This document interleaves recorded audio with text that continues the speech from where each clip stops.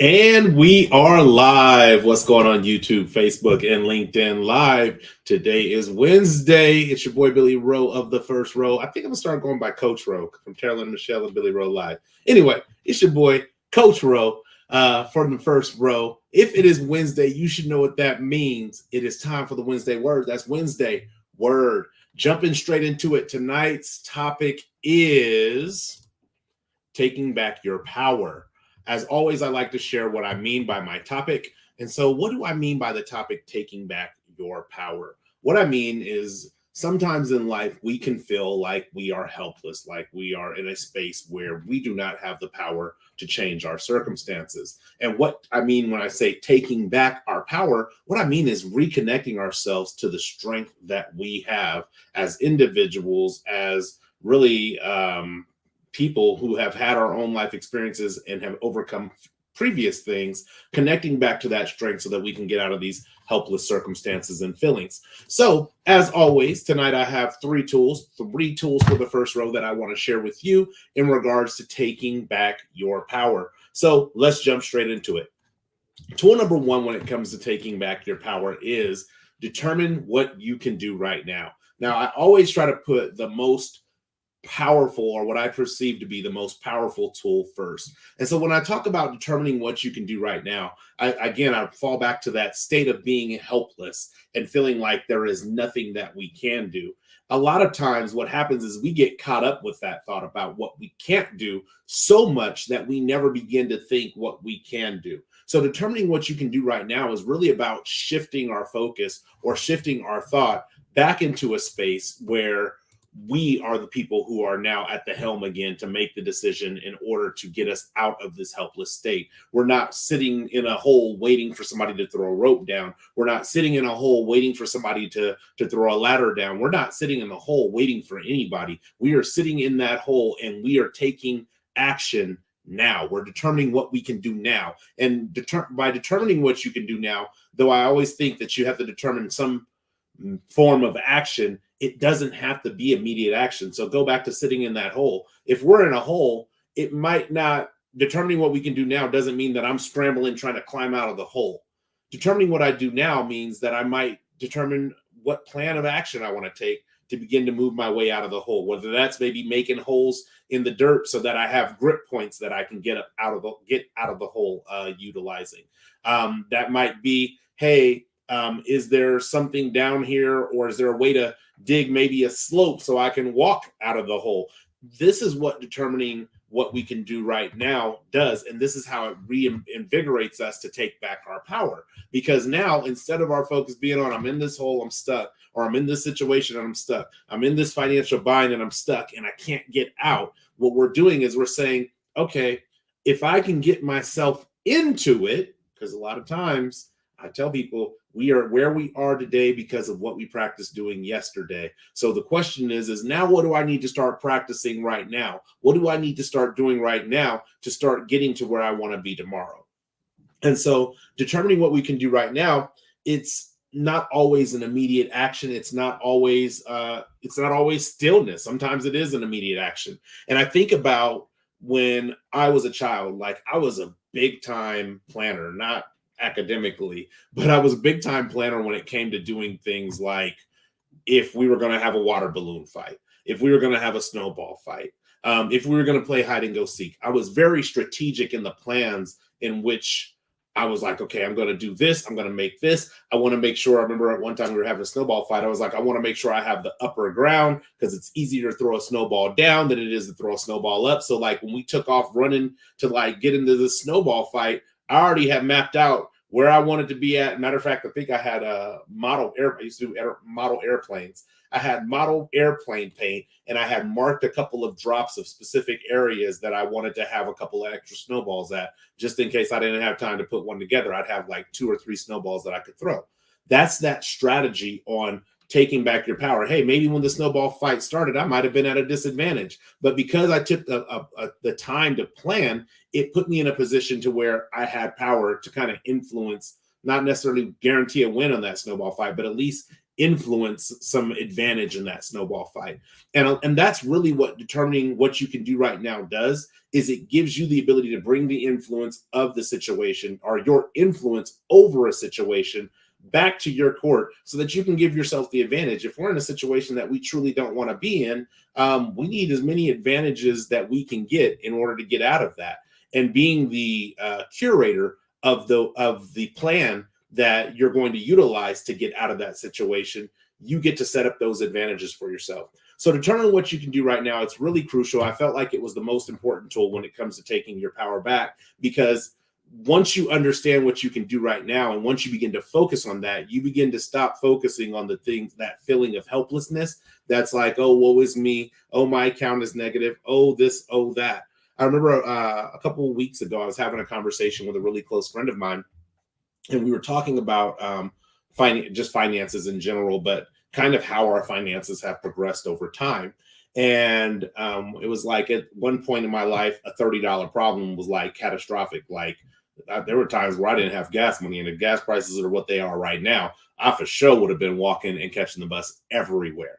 But then as I got older, a $300 problem, a $300 financial issue was like a crisis. And now it's like a $3,000 financial issue is a crisis. And I keep pushing myself, because I'm like, I want to make sure that I'm pushing myself away from back when I was in that hole, when negative was my account balance. I want to determine how I'm going to take my power back. And so I've done things to like improve my credit, make sure that I understand how credit works. So that way I'm making healthy credit decisions, that I'm not just, okay, well, I'm going to do everything that I do and then we'll see what my credit score is. No, I'm like, oh man, my credit score went down 2 points. What happened?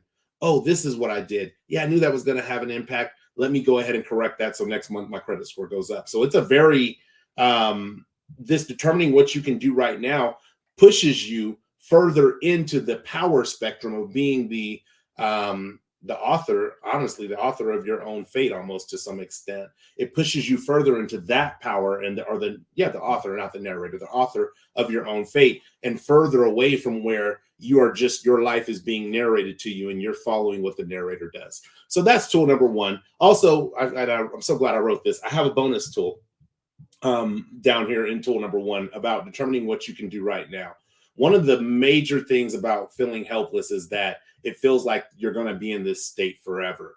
But the challenge that I would say, or the bonus tool that I would offer, is that realize the attempt of determining what you can do right now is to connect you back to your strength. It's to connect us back to our strength. The strength has already been in existence. That source of that strength has already been in existence. And in fact, you probably have experiences in your own life in which you have overcome before. And so don't be afraid to reconnect to some of that strength that you've endured, or that you've encountered before, or you utilized before to overcome the situation or the feelings of helplessness that you have. So that's tool number one. Determine what you can do right now, and remember that you have done things before and overcome things before. So you're not brand new to this. Tool number two, when it comes to taking back your power, is you are responsible for assigning your power. I want to almost yell that, but I'm not going to yell that.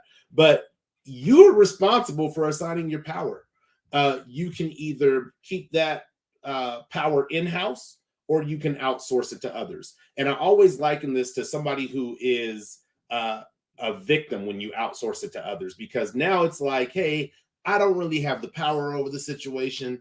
I gave that power to you, and now that I'm in this situation, it's kind of your fault, not my fault. No, you are responsible for assigning your power. If you outsource it, then you are at the mercy of whoever you outsource that power to.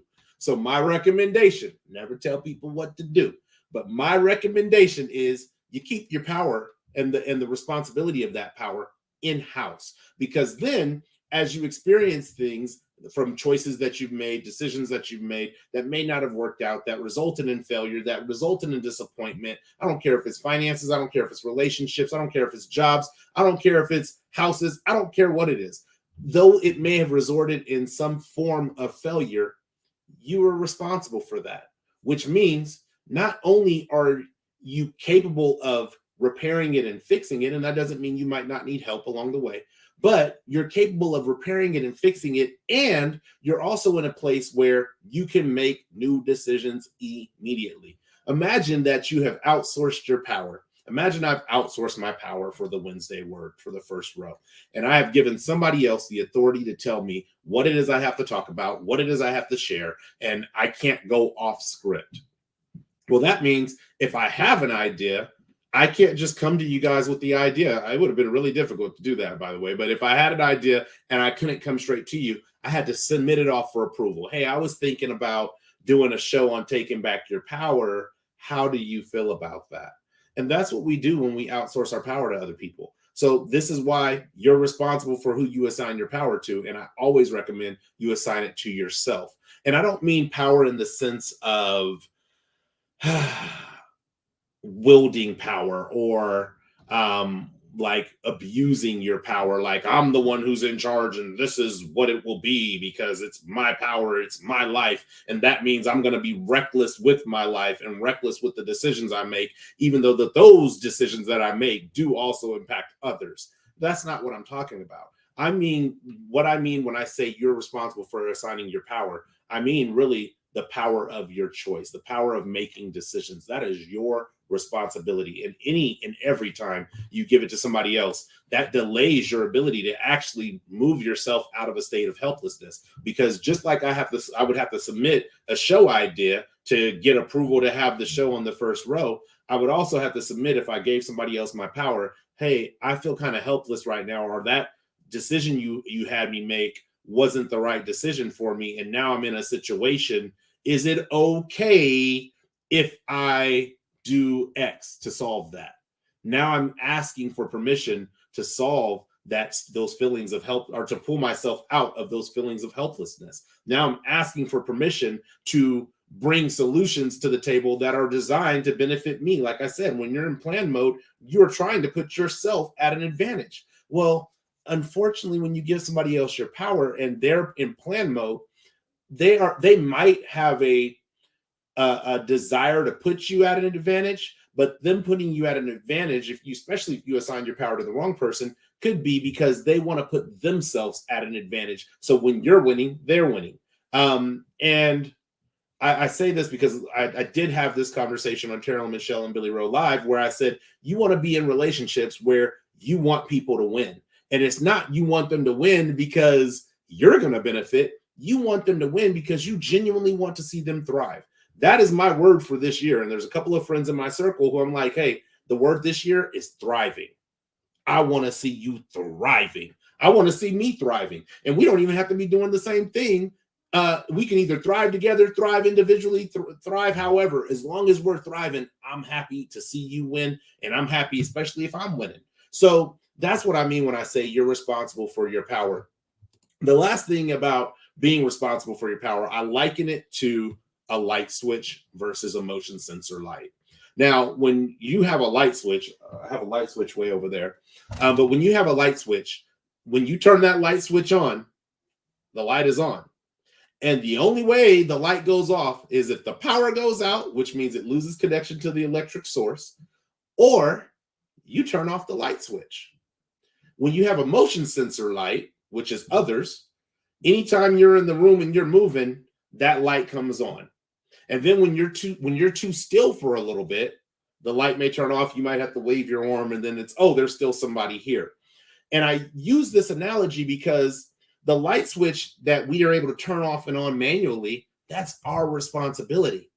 When we put ourselves in a situation where we authorize or give somebody else the power of our decisions, the authority over the power of our decisions, that's a motion sensor light. And yeah, they may see you when you walk in the room, when you walk into their visual sight. They may see you or think that they see you, because sometimes motion sensor lights turn on by themselves. They may think that they see you, and so they'll turn on a light, and then they'll reach out to you and say, hey, this is what we're doing. But if you're still for too long, they may forget you're there. They may forget that they may not even know, number one, but they may, if they do know, they may forget that they were responsible for making the power decisions in your life. They may forget that. And so you're sitting still and you're kind of in visual, but you're kind of like an afterthought. And that's when that light goes off on that motion sensor light. And so now, in order to get them to pay attention and help make the decisions that you've given them the authority to make, you got to wave your arm. You got to say, hey, wait, remember me? I'm still here. I need you to make that decision for me. I need you to get back to me. I've been waiting for you to get back to me for 3 weeks on what I'm supposed to do, because I don't know what I'm supposed to do. That's why you are responsible for assigning your power is such an important tool, because you don't want to be at the mercy where you're waiting for either, hey, I hope they see me and I hope this motion light comes on. You don't want to be at that mercy. But also at the same time, if you do leave your light switch on and your light burns out, you at least know it and you can go and replace the light. On a motion sensor light, the first thing people think when the light doesn't come on, oh, the motion sensor must be off. And that creates a delay, which puts you in a position to where those feelings, when it comes to our power, those feelings of helplessness can begin to arise, like, the light didn't come on, I don't know what to do. I tell my wife all the time when I'm walking around the house, even especially because I'm down in the basement a lot, when I'm going upstairs at night, I turn off all the lights because I know where everything is at. So I don't ever feel like, oh my gosh, I don't know if I'm going to make it upstairs because it's dark. No, I know exactly how to get to my house. I know that it's from the basement, it's 15 steps to the top of the basement. From the main store, our main story is 15 steps to upstairs. I know that like the back of my hand. But at the same time, when that light goes out, a lot of us, I'm gonna be honest, a lot of us sometimes panic and we say, oh my gosh, I don't know what to do. The world is falling, rent's due, and I don't have it. Car notes due, and I don't have it. Light bills are already 3 months past due. They're about to shut that off next week. And we panic. And we start relying on other people. And I truly feel like this is a means of distancing ourselves. I think about Mission Impossible, where they're like, hey, look, if you get caught, we're going to disavow you. We don't know you. We ain't gonna say we authorize nothing. It's a distancing tactic that I think that we take on in order, by assigning our power to others, that kind of takes the blame off of us. That takes the responsibility off of us. But unfortunately, in doing so, we typically put ourselves in positions where I see a lot where a lot of people outsource their power to people who don't even have their best interest in mind. So that's tool number 2, is you are responsible for assigning your power. And I'm always going to recommend assign it to yourself. Be the manager of your own power station, your own decision-making station. But if you do outsource it to somebody else, just know that you are at the mercy of that person. And that brings us to tool number 3. Tool number 3, my favorite thing about change when a person decides that they want to change, is that be ready to defend your authority. Be ready to defend your power. Be ready to stand up against those who would try to come and take your power. So think about like the device that you're watching the first row on right now. If somebody was to come up to you and they were like, hey, give me your device, especially if it's a stranger, you'd probably be like, no, this is our power. But if they came up to you and they tried to forcefully take your device, you probably resist. Now, if they had a weapon, you probably like, here, take it. It's just a phone or a laptop or whatever you're watching on. But if they don't have anything and it's just them, you probably resist. You're not just going to give up. You're not just going to come and take my phone. You're going to have to work for it. You're going to have to show me that you can take this phone from me before I just give it to you. And a lot of us are willing to fight for those physical things, but we are not always willing to fight for our authority. We're not always willing to fight for the power that we have in making our own decisions. And the challenge is that it's not even typically strangers that come up to us when we decide that we want to stand on our authority and our own power to make decisions that we feel are best for us. It's typically loved ones and people that we're close to that come and say, well, I wouldn't do it that way, or you shouldn't do it that way. You should do it this way. Why are you doing it that way? It's typically people that we know, and that probably in I would say in many cases, not most, but in many cases, are people that love and care about us and truly do want what's best for us. But their wanting what's best for us is based on their power station. It's based on the power of their choices that they have made and the decisions that they've made. And sometimes those decisions don't correlate to our lives. Now, having a good credit score, that's a good decision. I try to teach my kids this is how credit works. This is how a score works. This is how you get it up. This is how you maintain it. This is how you keep from having negative things on your credit. I try to teach my kids those things. But how I produce those things, though it's very formulaic. I don't even know if that's a word, but we're going to say that formulaic in how credit scores are determined through the bureaus. That may not work for them. Having a credit card in which they pay their bills with, and then they pay it off every month, that might not work for my kids. So try to tell them, well, you need to get a credit card. And once you get the credit card, then you pay your bills with it. And then you pay your paycheck to the credit card to make sure you pay the credit card off every month. That's how you get your credit score up. That may not work for them, even though I have the best intentions in mind. That's my decision for myself. That may not be the decision that they want to go with. But you got to be ready to defend your authority, because there's one thing that I've learned in the many years and the many changes that I have experienced is that not everybody's going to like it. I don't care if it's at a job. I don't care if it's in a relationship. Think about when people break up. Actually, statistically, the greatest time for domestic violence to occur in a relationship is at the end of the relationship when it is ending. That is the greatest, most significant risk that a relationship has for domestic violence. Why? Because it's a significant change. And as that change is taking place, people are not comfortable with that. And they don't want it to change, even when the relationship is not a healthy relationship. Nah, we need to suffer and be together forever, miserable together, but ain't nothing changing. People are resistant to change. And they are especially resistant to change that they do not have control over. So when I say be ready to defend your authority, it's because if you are not a person, like I'm a person who's very protective. I almost said defensive, but probably defensive too to a fault, but protective of my power of making the choices that are right for me. But I'm also a person who is willing to allow others to make the choice that is right for them. And so, like, even with the consequences for my son, like one of my sons is not doing very well in school right now.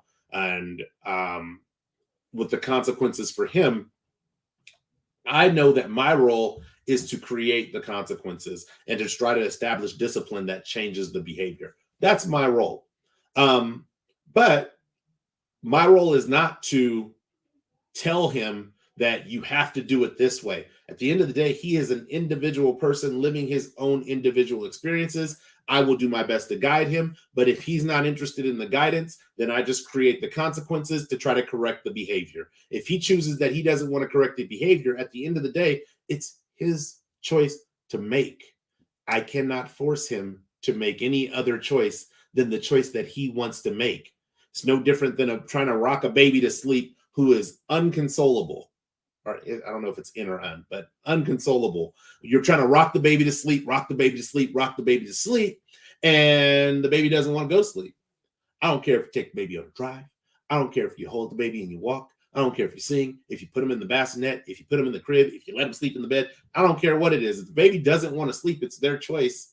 Sometimes it's their frustrating choice for themselves and for us as parents to not sleep.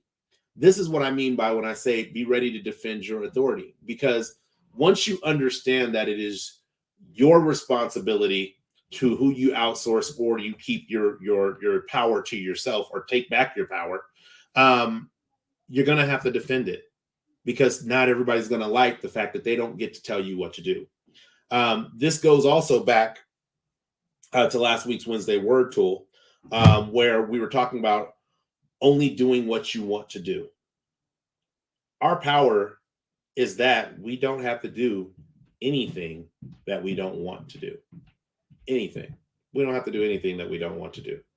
Now, that doesn't mean that we don't do things that we don't want to do. That's different. But the only time we have to do something is when we need to do it. Like, we have to breathe. If I go underwater, I have to return to the surface if I don't have a breathing apparatus to breathe underwater. I have to return. And at some point, that air runs out and I still have to return to the surface because I have to breathe, or I have to no longer be here on this planet in this form of existence. And so I think about how when we choose to do what we want to do, when we choose to make the decisions that we want to make, how people, and I'm going to use this word, and I probably don't use it very often, but how people will have the audacity to tell you that that's not your decision to make. It is your decision to make.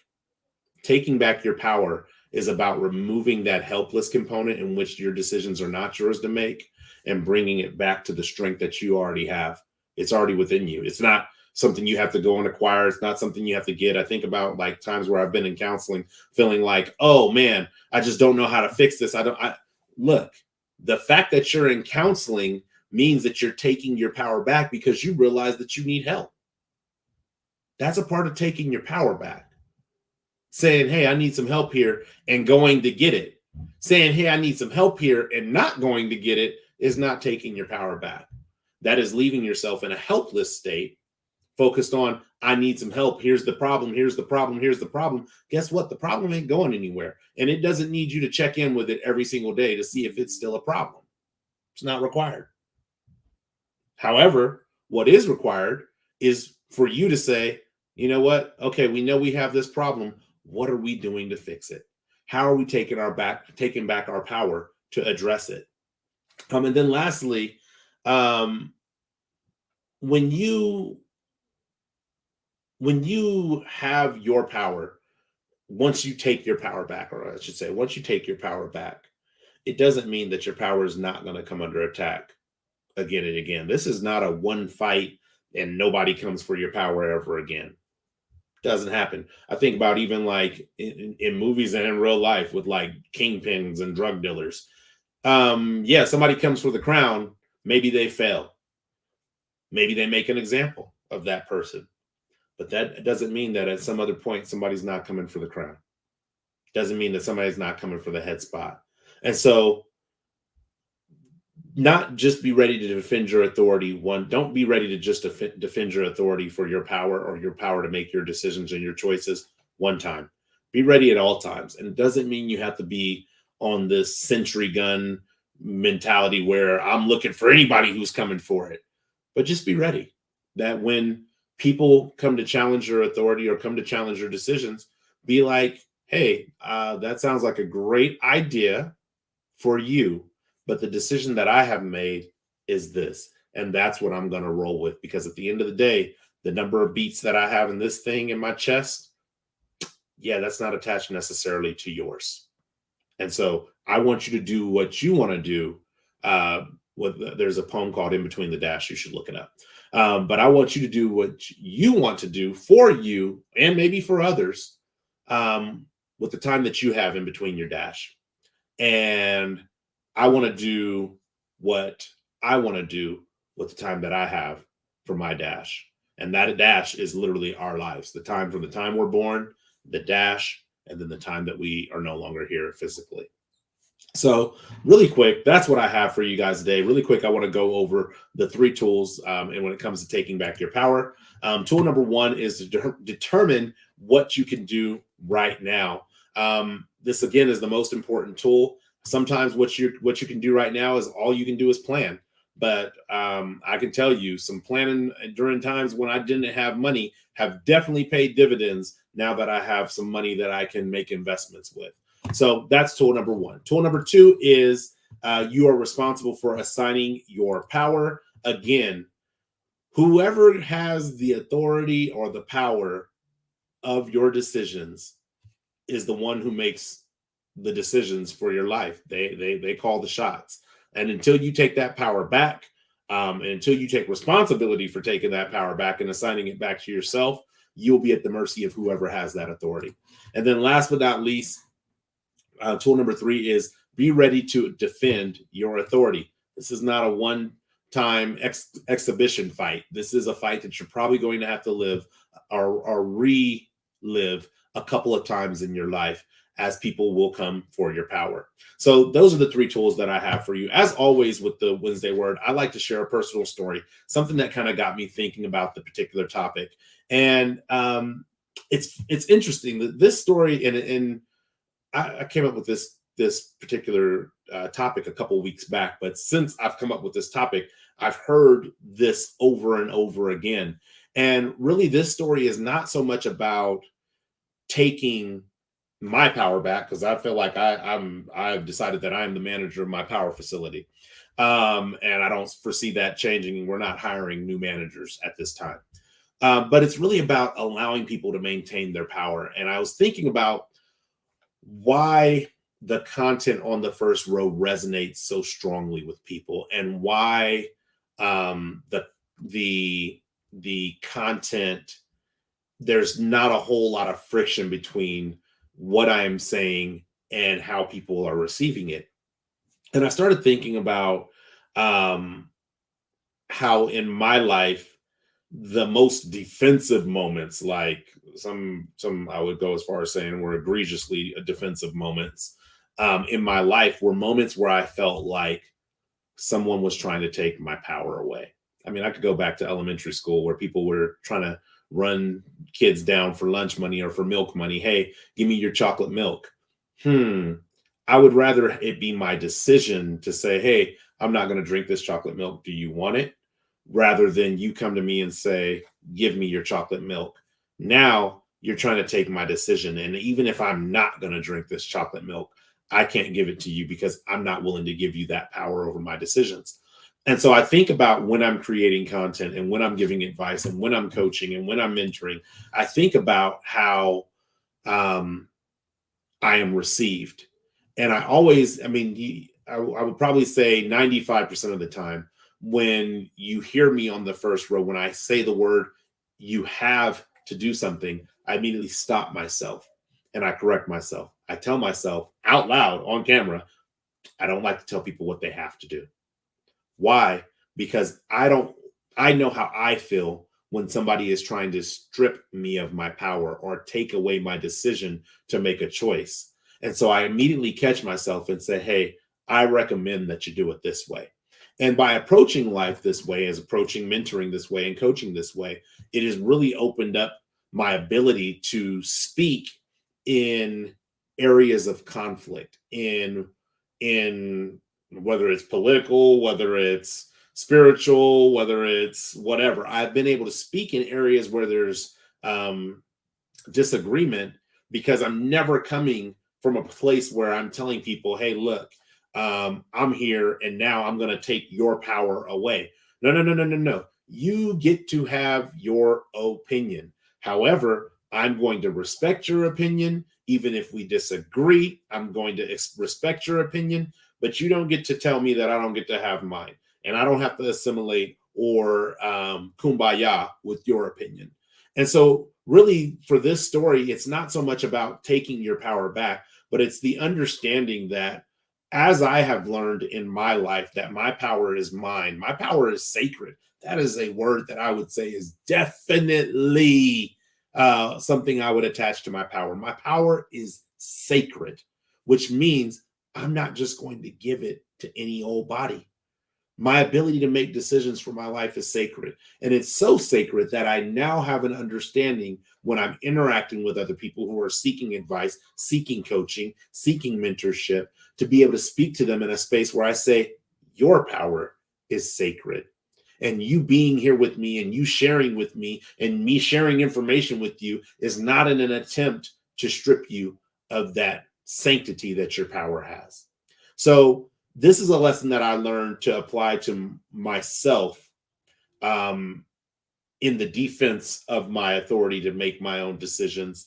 I learned to apply it to myself, and now I respect it for others, whether they have outsourced their power or not. I'll ask them, well, why did you give your power to that person? What was the benefit that you seen in the moment that you gave that power to them? Is that benefit still working in your favor? And if so, how long do you want to give them that power in hopes that that benefit will continue to work?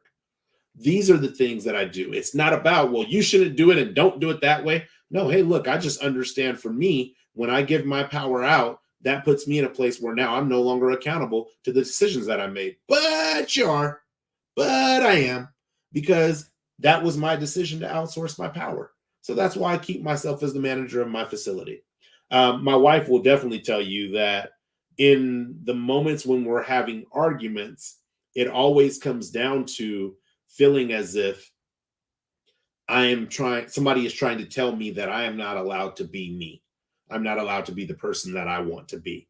And so that's what this is really about taking your power back, is about being who you authentically want to be and respecting the sanctity of your power and not abusing that knowledge or that wisdom when it comes to stepping on somebody else's territory. Look, if I come to my house and I see a random extension cord that's running 5 houses down and their house is lit up like a Christmas light, yeah, we're going to have words because you're trying to steal my power.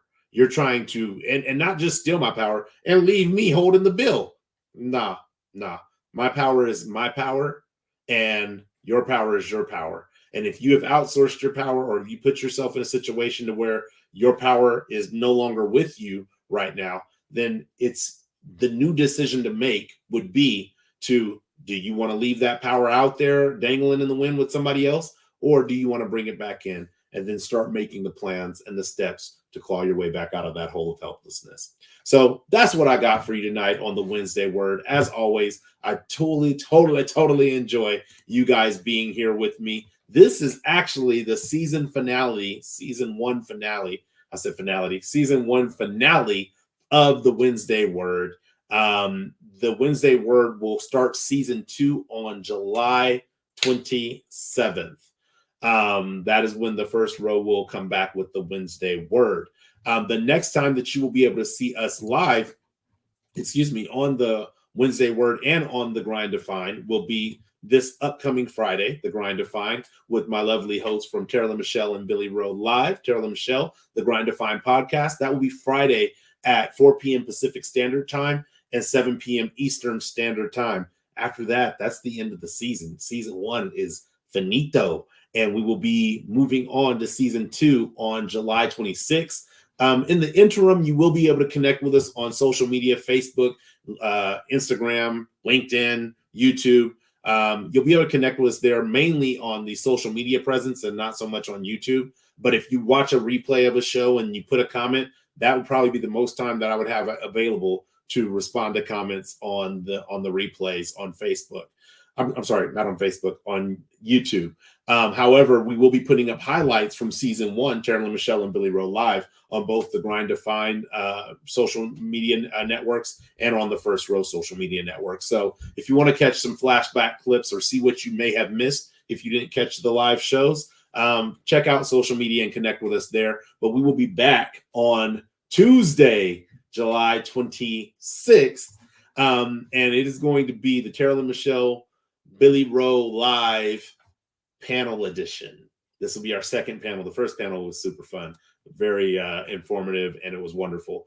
But this will be the panel edition. It will be about his mystery, her prize. If you want to know what that is, stay tuned. Maybe we'll do some spoilers or some trailers for that during the 3-week hiatus. But other than that, if you have not done so already, go to firstrow.com, get your copy of Fire Your Job, Hire Your Passion, my first book on the First Row of many more to come.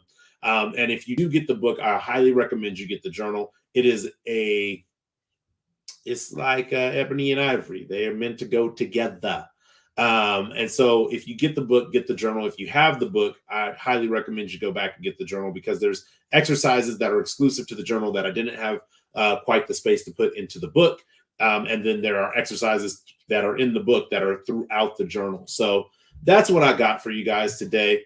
I don't know. I feel like I don't want to let you guys go because it's the last Wednesday Word of the season, but we're going to have to let you go. So as always, if you like this video, share it. If you share it, like it, I'm happy to engage with you in the live chat, and I'm happy to engage with you in comments, especially during this 3-week hiatus for the Wednesday Word being off air. But until the next time, one love, peace, and God bless. Thanks for sitting on the first row.